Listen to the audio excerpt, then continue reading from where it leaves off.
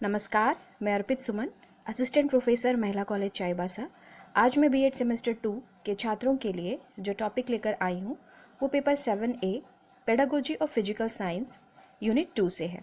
Methods of teaching science, विज्ञान शिक्षण की विधियाँ।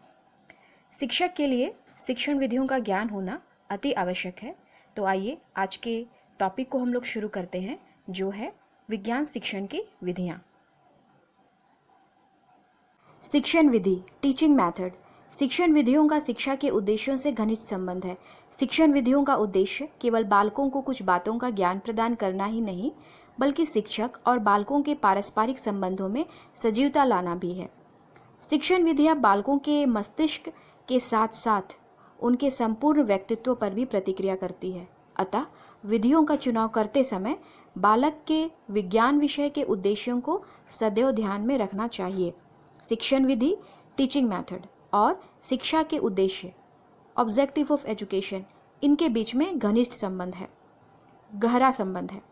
शिक्षण विधि का उद्देश्य यह नहीं कि बालकों को कुछ बातों का ज्ञान प्रदान कर दिया जाए, बल्कि इसका उद्देश्य यह भी है कि टीचर और स्टूडेंट के बीच जो संबंध है, जो रिलेशन है, वो सजीव होना चाहिए, अच्छा होना चाहिए।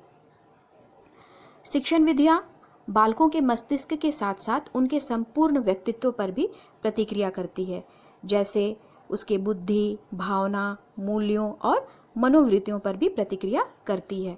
अतः विधियों का चुनाव करते समय बालक के विज्ञान विषय के उद्देश्यों को सदैव ध्यान में रखना चाहिए। ये मैंने शुरू में बताया कि जो शिक्षण विधियाँ होती हैं उनका और शिक्षा के उद्देश्यों के बीच घनिष्ठ संबंध होता है। तो इस दृष्टिकोण से जब भी शिक्षक के द्वारा विधियों का चयन किया जाएगा, उस समय विज्ञान विषय के उद्देश्यों को ध्यान में रखना चाहिए। इन उद्देश्यों के अंतर्गत बालकों का मानसिक, सामाजिक एवं नैतिक विकास आता है, और यह विकास तभी संभव है जब उपयुक्त शिक्षण विधियां का चुनाव किया जाए, ताकि प्रभावशाली शिक्षण हो सके। अब हम देखेंगे विधि क्या है। विधि शब्द की उत्पत्ति लैटिन भाषा से हुई है, जिसका अर्थ है तरीका अथवा रास्ता या मार्ग। इस प्रकार विधि से आशय वैज्ञानिक ज्ञान तथा क्षमताओं को एक अध्यापक द्वारा अपने विद्यार्थियों तक पहुंचाने और हस्तांतरित करने के मार्ग अथवा तरीके से है। यहाँ पर स्पष्ट रूप से यह बताया जा रहा है कि विधि, मेथड शब्द की उत्पत्ति लैटिन भाषा से हुई है, जिसका अर्थ होता है तरीका, मोड या रास्ता, जिसे हम वे कहते हैं। तो इस प्रकार से विधि का आशय यह है कि वैज्ञानिक ज्ञान तथा क्षमताओं को जब एक अध्यापक के द्वारा अपने विद्यार्थियों तक पहुंचाया जाता है और हस्तांतरित किया जाता है, तो इस मार्ग या तरीके को विधि कहते हैं। It means the method of delivering and transmitting scientific knowledge and skills by a teacher to his people. तो इस तरह से शिक्षक ज्ञान को शिक्षार्थियों तक, विद्यार्थियों तक पहुंचाता है। पिछले स्लाइड में हमने यह देखा कि विधि शब्द की उत्पत्ति लैटिन भाषा से हुई है, जिसका अर्थ होता है तरीका या रास्ता। अब हम देखेंगे कि शिक्षण विधि क्या है। शिक्षण विधि से आशय क्या पढ़ाना है और विज्ञान को कैसे पढ़ाना है से है। अतः संसार के ज्ञान की छात्रों के मस्तिष्क में व्याख्या करने की प्रक्रिया ही विधि कहलाती है। The process of interpreting the world of knowledge the people's mind is called the method of teaching. शिक्षण विधि को इस तरह से यहाँ समझा जा सकता है कि व्हाट टू टीच, क्या पढ़ाना है और कैसे पढ़ाना है। हाउ टू टीच, यदि हम विज्ञान विषय को पढ़ाएंगे तो हो जाएगा हाउ टू टीच साइंस, विज्ञान विषय को कैसे पढ़ाना है। अतः संसार के ज्ञान, वर्ल्ड ऑफ नॉलेज को छात्र के मस्तिष्क में व्याख्या करने की जो प्रक्रिया होती है, उसे ही विधि कहते हैं। शिक्षक जब शिक्षण करने के लिए किसी तरीका या रास्ता, मार्ग का चयन करता है तो उसे शिक्षण विधि कहते हैं, टीचिंग मेथड कहते हैं।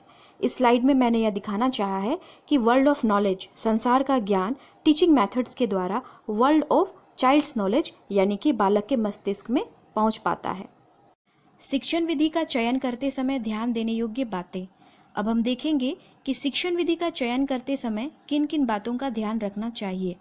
प्रत्येक शिक्षक को शिक्षण विधि का ज्ञान होना अति आवश्यक है, क्योंकि इसी के आधार पर वह अपने शिक्षण को प्रभावशाली बना सकता है, इफेक्टिव बना सकता है, छात्रों में विषय के प्रति रुचि उत्पन्न कर सकता है। तो आइए देखते हैं कि कौन कौन से ध्यान देने योग्य बातें हैं। सबसे पहले है क्या पढ़ाना है, व्हाट टीच। किसी विषय को किसी एक शिक्षण विधि के द्वारा नहीं पढ़ाया जा सकता। विषय के प्रति रुचि बनाए रखने के लिए टॉपिक वाइज टीचिंग मेथड शिक्षण विधि का प्रयोग करना चाहिए। नेक्स्ट है क्यों पढ़ाना है, वाई टू टीच। पढ़ाने के बाद छात्र समझ सके तथा व्यवहारिक जीवन में, अपने प्रैक्टिकल लाइफ में या कहे डेली लाइफ में उस ज्ञान का प्रयोग कर सके। तो इसका ध्यान रखकर ही टीचिंग मेथड का चयन करना चाहिए। फिर नेक्स्ट है किसे पढ़ाना है, होम टू टीच। छात्र के मेंटल लेवल, मानसिक स्तर का ध्यान रखकर ही टीचिंग मेथड का चयन करना चाहिए, तब ही इफ़ेक्टिव टीचिंग हो पाएगी। उसके बाद है कैसे पढ़ाना है, हाउ टू टीच। इसके अंतर्गत इस बात का ध्यान रखना चाहिए कि शिक्षण की कौन कौन सी विधियां हैं और उनका प्रयोग कैसे करना है। इसी के आधार पर शिक्षण विधि का चयन किया जाना चाहिए। नेक्स्ट है विधियों के प्रयोग करने में क्या समस्याएं हैं, what are the problems in using these methods. मान लीजिए किसी टीचिंग मेथड का प्रयोग किसी टीचर के द्वारा किया जा रहा है, तो उस मेथड के प्रयोग करने में कौन कौन सी समस्याएं हैं, इस बात की जानकारी भी होनी चाहिए और उसके आधार पर ही शिक्षण विधि का चयन करना चाहिए। नेक्स्ट है इन समस्याओं को कैसे दूर किया जा सकता है, how can the teacher remove those problems. जिस विधि का प्रयोग करने में जो समस्याएं आ रही हैं, उन समस्याओं को कैसे दूर किया जा सकता है, इस बात का भी ज्ञान होना चाहिए और उसी के आधार पर शिक्षण विधि का चयन करना चाहिए। लास्ट पॉइंट है कौन सी विधि सर्वोत्तम होगी, which method would be best. मैंने शुरू में ही यह बताया था कि प्रत्येक टॉपिक के लिए अलग अलग मैथड का चयन या चुनाव करना चाहिए और उसी के आधार पर बेस्ट मेथड चुनना चाहिए, यानी कि सर्वोत्तम विधि चुनना चाहिए। तो इस तरह से हमने देखा कि शिक्षण विधि का चयन करते समय किन किन बातों का ध्यान रखना चाहिए ताकि उससे छात्र लाभान्वित हो सके। विज्ञान शिक्षण की विधियां, मेथड्स ऑफ टीचिंग साइंस, इसे मुख्य रूप से दो भागों में बांटा गया है। सबसे पहले है शिक्षक केंद्रित विधियां, टीचर सेंटर्ड मेथड्स। दूसरा है बाल केंद्रित विधियां, चाइल्ड सेंटर्ड मेथड्स। शिक्षक केंद्रित विधियां, चाइल्ड सेंटर्ड मेथड्स में शिक्षक जो है वो एक व्याख्याता के रूप में होता है, लेक्चरर के रूप में होता है और वो एक्टिव होता है, जबकि स्टूडेंट पैसिव लिसनर होता है, निष्क्रिय श्रोता के रूप में होता है। जबकि बाल केंद्रित विधि के अंतर्गत जो विधियां आती हैं उसमें छात्र की रुचि और आवश्यकता का ध्यान रखा जाता है, उसकी व्यक्तिगत विभिन्नता का ध्यान रखा जाता है।